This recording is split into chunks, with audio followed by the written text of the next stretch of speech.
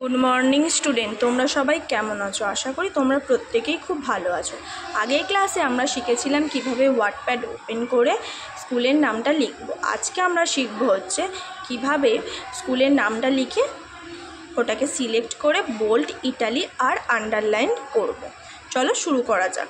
প্রথমেই আমরা আগের ক্লাসে কি করেছিলাম, স্টার্ট বাটনে গিয়েছিলাম, তারপর ওয়াটপ্যাড অপশানে গিয়ে ক্লিক করেছিলাম।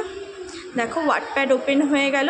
এবার কি করেছিলাম, ক্যাপিটাল লেটার লিখেছিলাম অ্যাঞ্জেল ল্যান্ড, ANGEL অ্যাঞ্জেল। এবার স্পেস বারের মাধ্যমে স্পেস দিয়েছিলাম, তারপর লিখেছিলাম ল্যান্ড, LAND ল্যান্ড। দেখো আমরা অ্যাঞ্জেল ল্যান্ড বানানটা এভাবে লিখেছিলাম। এবার আমরা কি করব, অ্যাঞ্জেল ল্যান্ড লেখাটার সামনে মাউসের দ্বারা ক্লিক করব। দেখো ক্লিক করার ফলে কি হয়ে গেল, অ্যাঞ্জেল ল্যান্ড লেখাটা সিলেক্ট হয়ে গেল।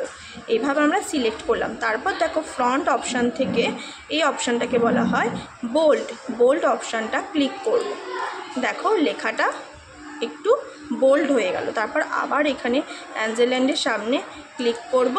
তারপর দেখো ইটালিকটাকে ক্লিক করব।